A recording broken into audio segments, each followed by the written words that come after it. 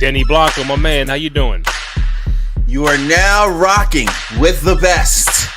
It's your boy, Randy J. Cruz, Denny Blanco. It's in the Game podcast. Thank you for rocking with us. Thank you for listening. Thank you for watching. We appreciate you guys. And you can find my man, Denny Blanco, on social media, Twitter, IG, at Sir Denny Blanco. You can find myself, Randy J. Cruz, RENDY, letter J, CRUZ on both IG and Twitter.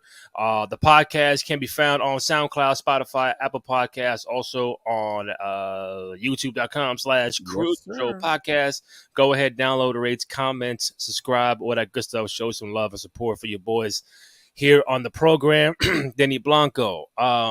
Recently, I've been, searching Twitter and seeing what's been going on in the NBA world last couple of days, weeks, months, whatever, since the NBA Finals back in June. So recently, I come across the, ESPN is making some moves that a lot of fans are not a fan of.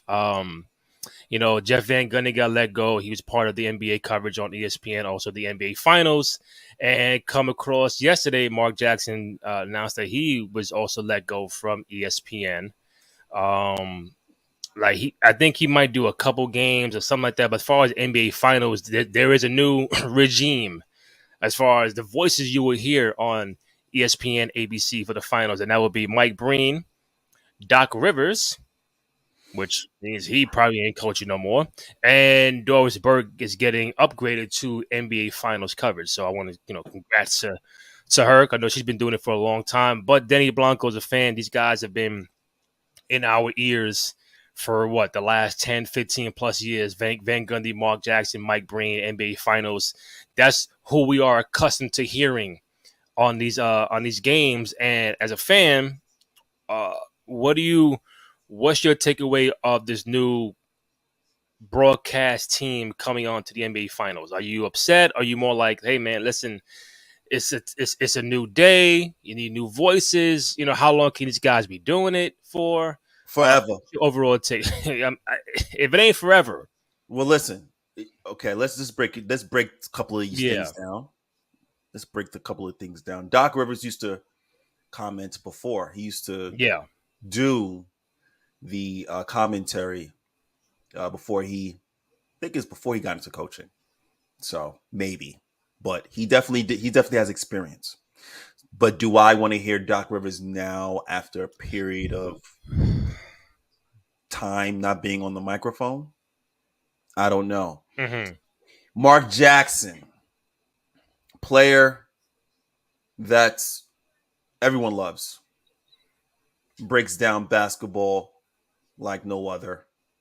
I don't understand why you're removing the sauce, ESPN. It seems like you're removing the sauce that you did, the minimal sauce, minimal. You're removing the sauce that you have, and now you're replacing that with Doc Rivers. Doris Burke is a basketball mind. Right. One of the greatest basketball minds we have. Do I want to hear her in the NBA Finals? I don't know. That's just me being honest. I don't. Have I heard her do a game? Yes. Very knowledgeable.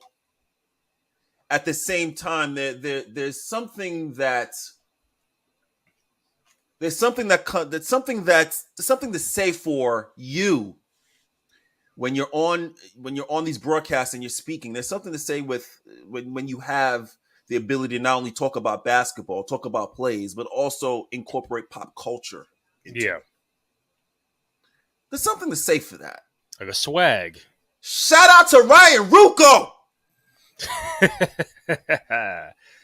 Our boy Ryan Rucco. Shout yes, sir. Shout out to Double R.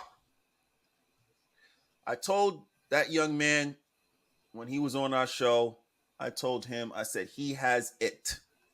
Mm-hmm. And what I mean by it is what ESPN is looking for. Young, knowledgeable about the game, knows the X's and O's, has pop culture references that actually make sense for today's game. Mm-hmm. The kids love him. He checks off all boxes. Okay? Mm-hmm.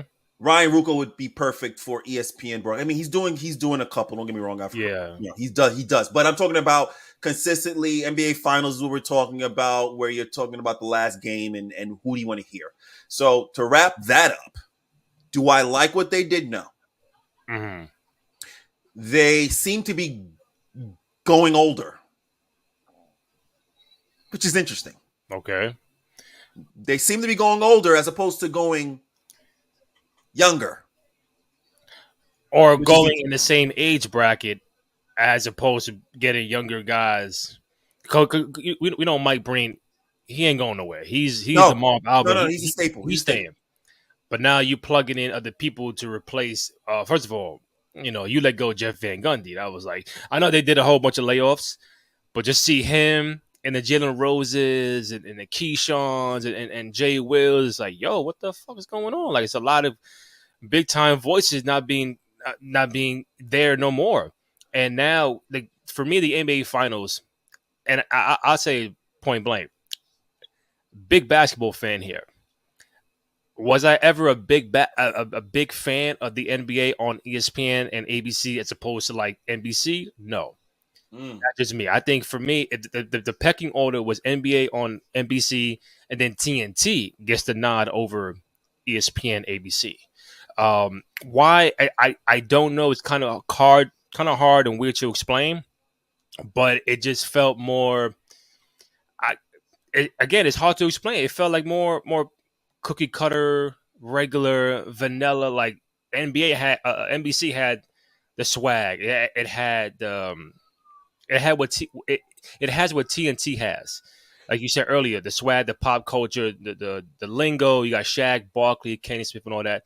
But ABC, ESPN just never really felt right to me. And even with the change now, okay, it's cool. I got to hear it for what it is. Like now, Doc Rivers out of nowhere, out of maybe a JJ Redick could have I'd been. love to. Well, JJ's doing his thing. I think I've heard some broadcasts from JJ. JJ's all right. I'm not even going to say, JJ's doing his thing, and they may start turning JJ into a alternative Stephen A. Smith, if you will, for basketball. Where if it's basketball, if they can't call Stephen A., they'll call him. Yeah. Kind of like what they're. But it's like how does Doc Rivers jump over everybody? They replaced. Oh, I'll tell you that they replaced Jalen Rose with JJ Redick. Okay. Then Doc Rivers. Doc Rivers is just obviously cachet from previous regime, previously being on broadcast, so he has cachet. That's the only thing I can think of. He has a coaching cachet, and it's he just finished coaching, so he's fresh. So you can talk about these fresh things that are going on in the coaching, in the NBA. I don't care about the fresh stuff. I don't really want somebody that's been coaching because, possibly he may have he may be, he's close to these guys. So he's not going to say certain things that he's going to keep it to his chest. But if you have a broadcast of Mike Breen, B, right? Yeah. Mike Breen, Charles Barkley, and who else? Maybe a JJ Redick. So now I have a direct leader. Then I have somebody who's going to go off with Charles and just say stuff that's part of the ball or not part of basketball. And then I have somebody to bring it back and bring it serious. A balance. But this group, the numbers are going to say everything. And quite frankly, ladies and gentlemen, boys and girls, there are games where I don't even watch it with sound. What, the finals or ESPN games or ABC games? There have been games, ABC games, TNT games, as well as finals games, where I said the volume goes down. Mute. There's no volume. It goes down. I don't want to hear voices. I know a lot of Knicks fans when they know Reggie Miller is on TNT, that volume goes way down. It's like damn, Reggie's cool, but it's like damn, you gotta mute him. Even Reggie gives you the pop culture. He knows basketball. He knows obviously plays. So even Reggie, I can take Reggie not doing Nick's games. Yeah, That's just sacrilegious. But him doing regular, every other game, I have a problem with Reggie. Reggie knows what he's doing. yeah. And plus, I think it's the fact that like it's like from a broadcast standpoint. Like, for example, last year when they said again, because we get used to hearing these people for so long, and it's like now I gotta watch the next NBA Finals coverage, and you're not there. It's like, all right, so like you said, the numbers are gonna tell how many, depending on the matchup, fans are gonna watch. But also the broadcast adds, that's a key factor. So when Joe Buck and Troy Aikman leave NFL on Fox and they go to Monday Night Football, it bro, it was hard for me to go back to Fox. I'm like, I'm so used to hearing Joe Buck on World Series, Super Bowls, Troy Aikman, and now I got to hear them on ESPN. But when Fox comes on, it could be a Packers Cowboys. I'm like, who's on it? Who's on the call? Like I don't know. So when you take that away, you take a Marv Albert off, you take a Mike Fratello off, you take Doug Collins off, and it's like, who's this guy? I may not watch it. So now it's going to be hard for me as a fan to get accustomed to that because they've been on my ears for 15 years. And now they could be dope. They could be great. They could be better. We just don't know. But that trio of Mike Breen, Van Gundy, and Mark Jackson has been a tough trio to defeat the last 15 years, man. I spoke to you about it. I think I spoke to you about it a couple months ago where I was like, I think we've had conversations where I literally said, if the ESPN NBA group had like, which won't be done, but I'm a fan, so just allow me to dream. If you could choose your broadcast team, I think I did that like a year ago on Twitter. Like who's your 3-person booth and like your sideline reporter kind of thing. If you could choose your sideline team, like there was 3 sideline teams, like A, B, C, and then when you got into the game, you could choose. No different than me. I was saying, choose your like if the NBA actually gave you a 2K angle. Like what if Steph actually wore a camera on his shirt?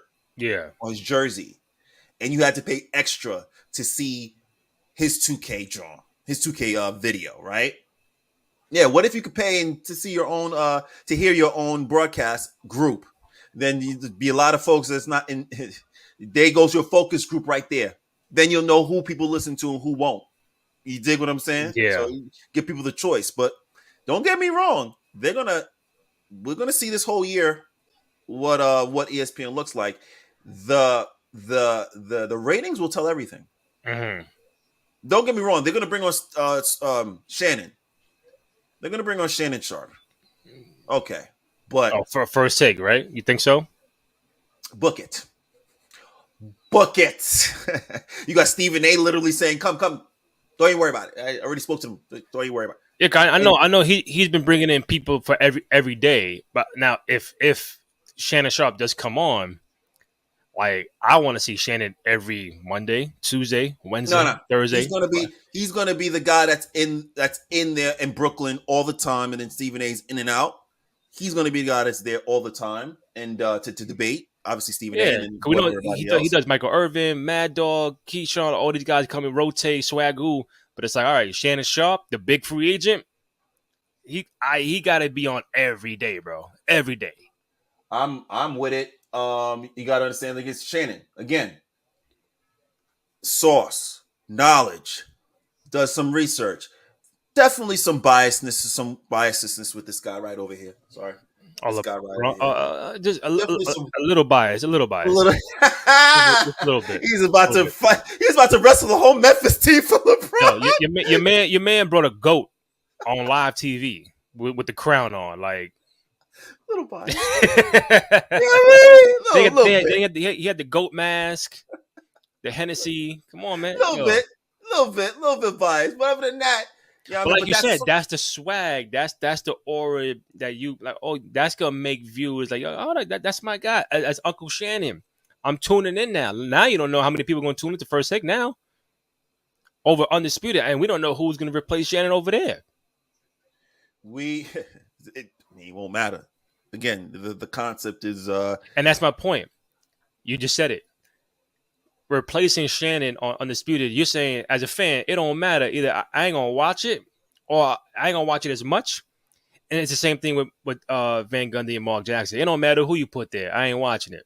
Or I ain't gonna watch it as much as I would if they were there. So it's always, if you replace Van Gundy and Mark Jackson with two crazy names, like dang, that's kind of tough. I'm watching it. Now it's like Shannon, who's your replacement on Undisputed? again, I watch every day. you watched Undisputed to see what Shannon would say or do. Unfortunately, unfortunately, the way they describe it over there, it just seems like obviously Skips makes all the decisions. Mm-hmm. It's his show, and he wasn't looking to make any room for Shannon. So now that he's gone, maybe ESPN will be able to make room for Shannon, where when Of he course. has ideas and thoughts, and he'll be able to execute versus Nah. having to look over his shoulder and be like, "Oh, so I can't." All right, Yeah. all right. I mean, plus, listen, they just brought on Pat McAfee with his podcast. Shannon got the Club Shay Shay. That Pat McAfee deal that specifically affected the whole entire wave of ESPN, 130%. That They're paying that man 100 million. That kind of fucked everything up. They're paying that man 100 million. They're paying that man 100 million, and they want the investment. So they're just gonna be like, well, if we're paying this guy this and this guy this and this guy that and that lady this and that lady that, we got to trim the fat. We got to trim the fat for the next 3 years. I'll tap into a show on YouTube one day, and I got 25,000 watching. I'm like, damn, at 1:00 in the afternoon, 25K watching on YouTube. Like, you guys don't work? No, they don't. It's leverage. No, they don't. That's the thing. Like when you're a professional professional. This is what gets me, right, you guys. But he's different though. He got a different layout of a show. It ain't like me and you sit down, microphone with her. He's standing up the whole time for 4 hours. Yeah. See, again, when you're able to to feed your family and make a career in one aspect of sports, and then then you're just talking about it every single day. Mm-hmm. Then somebody comes to you and says, "We want to give you a bag to talk about this." Yeah. FanDuel gave him the bag. Yeah. So again, there was deals being made prior to ESPN. Yeah. ESPN said, "Are you showing us enough? Come on, we'll invest in your brand for a couple of years and see where it goes from here." So we're gonna see if the Pat McAfee brand makes ESPN the money that they expect it to make. We're gonna see. I do have one more point that I think could take another 15 minutes, but I've seen Twitter last couple of days have been going back and forth on a shooting guard debate, and I'm sitting back like let me see how long this goes. Let me see the resume, the ammunition I can have to go and talk about in the show. So what I've seen from jump, I think Paul Pierce was on a show, a podcast, whatever, and he kind of mentioned that he's better than D Wade. Like if you put Shaq and Bosh and LeBron with him, he will have as many rings, if not more rings, than D Wade had in Miami. So that's number one. So there's D Wade slander right there. And then later on, we see Jeff Teague on a podcast, and he said James Harden is better than Allen Iverson. So it's like, listen, it depends on who you ask. It's a mega shooting guard debate, and I'm like, time out. I love James Harden. I love Iverson. I love D Wade. And for the record, I do want to say Paul Pierce is dumb nice. And I think people kind of forget what Paul Pierce was doing before KG and Ray Allen got to Boston. They remember Paul Pierce from 08 to 12. It was a monster. You got to know what Paul Pierce from 2001 to 07. That dude was a killer. That dude was a monster. He did not win a ring prior to that, yes. But from a two guard, and then he began playing small forward as well. Like that, the truth, like Shaq gave him the truth, bro. That dude is. Am I saying he's better than D Wade? We can figure it out now, but let's not get it twisted. Paul Pierce was that dude in Boston even before KG and Ray Allen got there. So talk to me. Are you agreeing with these people? Obviously, we know Jordan's number one, Kobe's number two. That's under just not debatable. We're talking about three and beyond. Is it D Wade? Is it Ivo? Is it James Harden? Is it Paul Pierce? Is it for the old guys, Jerry Weston? Hey, listen, listen. What we got? Ladies and gentlemen, boys and girls, there's been a lot of disrespectful statements going out into the internet hemisphere. Disrespectful statements, just disrespectful statements. To compare James Harden to Iverson, not a comparison. I mean, they're two different size guards, so you really can't compare the two. James Harden, it could be argued that he played with more Hall of Famers than Allen Iverson. Yes. Westbrook, KD. Argued as a fact. Thank you. So, you try to give him the benefit of the doubt. So, for you to even compare Iverson, who probably played with Dikembe, Hall of Famer. Yeah, Dikembe. That's about it. Not a, How many Hall of Famers Ivo played with? Mutombo. Besides Mutombo, and then he went to Denver and he played with Carmelo's going to be a Hall of Famer. Yeah, Chauncey and Melo. Kenyon Martin, if he makes the Hall call. Other than that, okay. So you got a Hall of Fame coach. Right. Good whoop-de-doo. And then James Harden had what? Durant, Westbrook, Kyrie, your big man, my big man, Joel Embiid. Don't even see, and that's where I'm literally. And here's what's funny: the way Chris Paul, Carmelo, the way they used to talk about Carmelo Anthony is how they should be talking about James Harden. The way they used to talk about Carmelo Anthony, he's a cancer, he's this, he's that. They should be talking about that with James Harden. Let's move that aside. D Wade, the best two guards in NBA history, ranking. Jordan, one down. Jordan, Kobe, D Wade. Paul Pierce is a three. He's going to be compared with threes. That's why him and LeBron. That's why him and LeBron. It's the truth is the truth. Kevin Garnett and Ray Allen went to Boston and formed the Big Three. LeBron went to Boston and could not beat that Big Three. And basically said, I need a Big Three to beat that Big Three, and went to Miami. That's how it started. Okay? That's it. Paul Pierce loaded up, and LeBron was like, I can't do this on my own. I need a better team. And went to Miami. So yeah, Paul, facts. You can say, I'm the reason KD doubled up because we formed a Big Three in Boston. After that, good sir, there's nothing that you can show. I mean, other than you taking, if I'm not mistaken, taking your Boston team before Garnett and Ray Allen show up and Rondo. You take them to the playoffs, yada yada, get bounced the first round. Whoop-de-doo. But okay, you get your rings, and now you think you're better than D Wade, who literally was carrying that Miami team because Shaq was not LA Shaq, still Shaq nonetheless. Miami Shaq was still good, not as good as LA Shaq. However, it just seems to me, which is very interesting. See, it's interesting. LeBron ran to play with D Wade. So LeBron ran to play with D Wade. Then you had. Why you gotta say he ran? Like, why you say he ran away like that? Like, he thought, I gotta run away from Cleveland. No, he ran away from Cleveland because Cleveland he could only do so much. He said at Cleveland, I'll be back. That was the Cavaliers' fault. I'll run away too. Facts. He said, I'm all right. No, deuces. Shaq said, I'm tired of LA. There's this guy down in Miami that looks kind of like Kobe. Like he's kind of like right there with Kobe. I'm gonna go down and play with that nigga. Okay? James. For the folks that want to put James Harden that 1 year from Houston, and then all of a sudden they want to compare that 1 year MVP in Houston to his whole career. That happened in 12 months. The James Harden Houston MVP was a 12-month turnaround. We haven't seen 6 months of that man since. I'm asking for 6 months. It's not since he left Houston. Have we seen, not in Brooklyn, not in Philly, have we seen that Houston James Harden?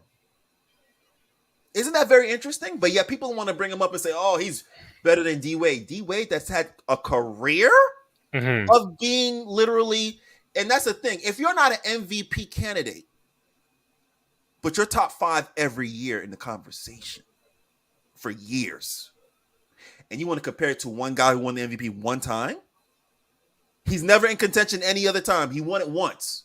I'm in contention every year. D Wade. It's not even comparison. What are you doing? And I just want to, again, like how I semi defended Paul Pierce earlier. Like, yo, listen, fans need to check the YouTube and the archives of what Paul Pierce was doing before KG and Ray Allen got there. But you also got to remember, if you're gonna say you're betting D Wade or whatever, like, let us remind you. You can say, yeah, he had Shaq, like you said earlier, but it was a Miami Heat Shaq. This ain't LA or even Orlando Magic Shaq. It's like Shaq was there, he was effective, but it wasn't like he wasn't dominant like that.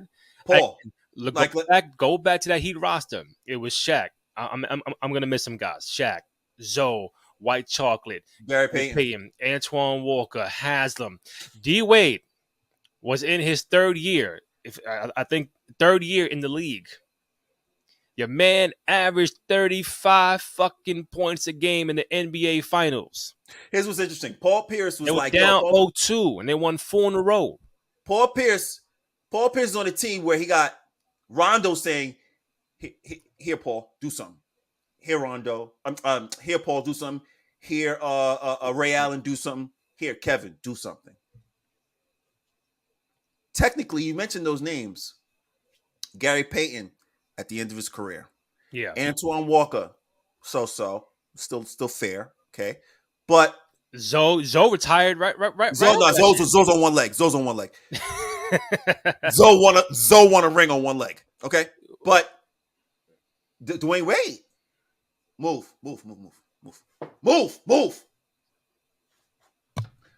34 points a game in the playoffs. Down 0-2. In the finals, 35 a game. Finals, down 0-2. Yeah. Okay. And you want to put your lips together and put those two men in the same conversation? It's no. Like Pierce said, he said, if you give me LeBron and Bosh. No. Let me ask you this. D Wade, Bosh, and LeBron got 2 rings together. They went to 4 finals. They got 2 rings. If you swap out D Wade and you put in Paul Pierce, there's Paul Pierce, LeBron, and Bosh. How many rings are they winning?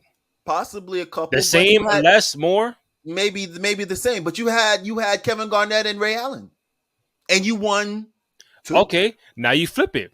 You take Paul Pierce out. You put D Wade, Ray Allen, and Kevin Garnett in Boston. How many rings they got? Because Pierce only got 1. You're saying 4. I say at least 2. Garnett was hurt in the year after in 2009. He was hurt. They got back in 2010, Game 7, lost to LA. So they went to 2 finals out of 3 years. D Wade they ran into Miami in 2011 and 12. The YouTube don't lie. D Wade was that guy when he was that guy. So and I would say D Wade is better than Paul because D Wade is a multi-category guy. He can score, rebound at the guard, rebound, score, pass the ball, block shots, defend, steal, all-time defender. Like, that's gonna catapult. Again, I love Paul. Like, I could say, where T-Mac at? T-Mac, like, yo, could he be better than Paul Pierce? That's not the fucking debate. I'm saying as far as D Wade goes, he gets the nod over. I think D Wade is the 3rd best shooting guard ever. It's not even a question. It's Jordan, Cole, D Wade. Everybody else, y'all figure it out. It's not even up for debate. You're not gonna that trio right there. It's not even up for debate. And argue your auntie with the big gap. If you're going back to Harden and Ivo real quick, I mean, AI is 6 feet. No, 6'1", 5'11", maybe. 5'11", if All that. right, let's say 5'11". Let's be all right. No more than 6 feet. AI. This dude averaged 30 points a game 4 times. People don't understand what it is to average 30 in the NBA, let alone average 30 when you're under 6 feet and everyone who's defending you is over 6'2". Mm-hmm. You see what I just said? It's one thing to average 30 in the NBA. Mm-hmm. That's one thing. Not too many people can average 30 a season. He was averaging 30, being 5'11", Mm. being guarded by 6'2", 6'3" guys. Majority of the time. Because they put the little guys on him and he would go to work. So they would just, like, after 5 minutes of that, they throw a big man on him. And now I'm talking about big man who's 6'3", 6'4", 6'5", compared to him. Bro, let me tell you something. You know, as later your career goes, you go on some whack teams, you don't play much, your average goes down, down, down. And it could affect your overall career average. I averaged 10 one year and I averaged 9 and 7. That's going to fuck my shit up. AI, the last couple of years, like, 14, 12, 13, Memphis, Philly, whatever. Career, still 27 points a game, bro. That shit did nothing to affect. Now, before that, for those who don't know, 24, 22, 27, 28, 31, 31, 28, 26, 31, 33, 20, What was, what was the 31. what was the shooting percentage though in some of those years? A lot of the times he was taking some tough shots though, so I ain't even gonna front. He's been at Yeah, I 40%. got a couple of 42, 46, 41, Yeah, 39, 42. yeah. You see, when you look at those numbers, it's like you taking 30 shots to score 30. Listen, with AI, you knew what you was getting. No, he's gonna go hard. He was gonna go hard. I'm just saying in general, like when you shoot 30 shots to score 30, I'm giving props to guys like Kevin Durant, who Yeah. think, probably folks think I don't give him props. I'm giving props to Kevin Durant because he'll score Stop picking on 30 and KD. say again. Stop picking on KD. Here you go. See, so people think that I don't give her props. Nah, true shooting percentages, like KD, for example, he's going to score 30 and probably take 10 shots, maybe 9. Okay, that's fine. Cause I know AI is going to make up for it on getting eight assists a game, at least 2-3 steals. You're gonna play hard defense all game. You could take 40 shots. I know what you're gonna give me on the defensive end. So that's the balance. AI 30 points a game, 25, 28 shots a game, but I get 3 steals, I get 8 assists. Everybody involved. Your man brought probably one of the worst teams to the NBA Finals. Like, No, LeBron too. no. LeBron too. I think that that's a fair statement. I think that was probably the worst team in my. I'm not saying they're bad players. I'm just saying from a No. Man, that's an NBA Finals team. No. I think because for me it goes them, then the Nets. No, LeBron 07 Cavs. What they had, bro? They had LeBron 07 Cavs. LeBron 07 Cavs, and then yeah, Philly. Yeah, for sure. Now you understand why LeBron ran. He looking around like, wait, hold on. Yeah, it's time to make moves. Shout out to Dame. Time to Dame Dallas. To be fair, Paul Pierce, 17, 20, 25, 26, 26, 23, 22, 27, 25. See, now that's before KG and Ray Allen. Now when Ray and Paul and KG get there, 20, 21, 18, 19, 19. So shooting percentage goes up though. Because you're getting better he's shots. Between 40, 41, 45, 47, 43, 46, 45, 50%. So he's getting better shots. Yeah, better shots, better shooting percentage because you get other players that make it easier shot. Make you get easier shots. Yeah. So where does Paul Pierce rank for you? Paul Pierce is a 3. Paul Pierce is a 3. He's probably like maybe 7 down, possibly all time. Small I'm thinking forwards. So I'm thinking about all the forwards that I would put before him. Even with, I'm thinking about championship forwards, your LeBrons, your Scotties, Bird. Birds. You putting KD a small forward? KD. Wow. T-Mac? And then I said not running rings. T-Mac. You Carmelo. 3. Melo. That's 6. Yeah. So even with him winning a ring, I'm like, I'm not picking you before I'm picking those other guys. You dig me? You got James You- Worthy, Dominique, and I didn't even mention James, Dominique. You know what I mean? Like, there's some threes that I'm just like, yeah, Paul, you Vince good. Carter. You Vince Carter, you good. Mm. You good. But when you rank your out of the people that played your position overall in the NBA, it's okay to be ninth, 10th. It's okay. You good, man, but you like knife. You're knife. You're ninth. Nah, I'm Like, just saying Paul Pierce was dumb nice even before Ray and KG got there. That's the part I want to. hey, That Paul Pierce. yeah. Listen, there's not too many people Nasty. on earth that can say I'm the ninth best. I'm the ninth best at my position all time in a league. There's Bro, not too many people who can say that. When your man say yo, I say yo, I would rather guard. This is not. This is No, it's paraphrasing. not paraphrasing. I'd rather guard LeBron and like Kobe. I'm gonna stop there. No, I'm listening. For me, I'm like, what? I ain't going on LeBron. I'd rather guard LeBron and Kobe than who? Than Carmelo. He said, I would not. I'll guard Kobe and LeBron before Melo. Because Melo is a fucking. Oh yeah. You know what? So wait, he hurt you. He said, I got hurt. No. It's a difference. No, if that's I want to understand the question. If I was a defender, who would I rather guard? Kobe or LeBron versus Melo? Yes, give me LeBron and give me Melo. LeBron and Kobe. I don't want Melo. Keep him over there. Keep him the farthest away from me. Even when they shout out to Gil's Arena, they were talking about who's the most dangerous. Yeah. Clay, when they get hot. Clay, Curry, Melo, and I forgot the fourth guy.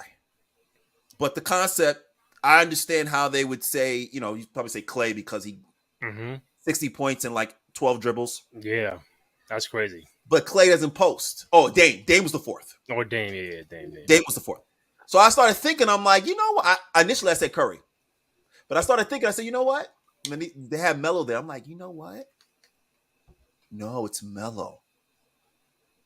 Because shout out to Melo with the New York Knicks, carrying that team. Back was very, very hurt.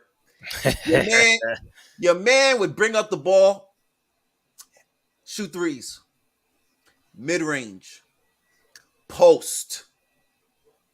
He has 3 levels of scoring. Curry can't post. Dame can't post. Clay can't post. So you add that to what's most dangerous? Yeah, I'm gonna have to say Melo is the most dangerous when hot because there's nothing you can do. Right. There's mid-range, post, 3-point shot, nothing you can do.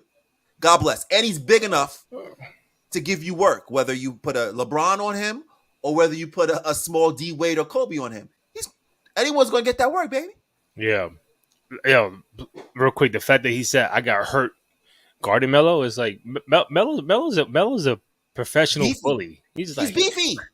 He's like, beefy. Bro, the footwork. I'd be like, nah, yo, coach, sub me out, man. Sub me out. I can't call this guy. The best footwork in the last couple of years, Tim Duncan, Kevin Durant, LeBron James, Kobe Bryant, D Wade, Carmelo Anthony. You look at their feet, impressive footwork. Like Olajuwon-esque. Oh, yeah. Olajuwon-esque. That's a fact. I think we're done, man. We got everything. I had to get that off my chest. No. Everything. It was sacrilegious. You was feeling the way you. I gotta speak to Denny, yo. And I'm pretty sure there's gonna be something else coming up today, tomorrow, and then we'll talk about it next week. But you can find Denny Blanco on social media, Twitter, IG at Sir Denny Blanco. Find myself, Randy J. Cruz, RENDY, letter J, CRUZ. On IG and Twitter. Find the podcast on SoundCloud, Spotify, Apple Music, also on Amazon Music and YouTube.com/Cruise Control Podcast. Go ahead, download, rate, comment, subscribe, all that good stuff. Show some love and support for your boys on the program. For myself, Randy Cruz, Denny Blanco, It's in the Game podcast. We out. One yourself. It's in the game, you heard? Yes, sir.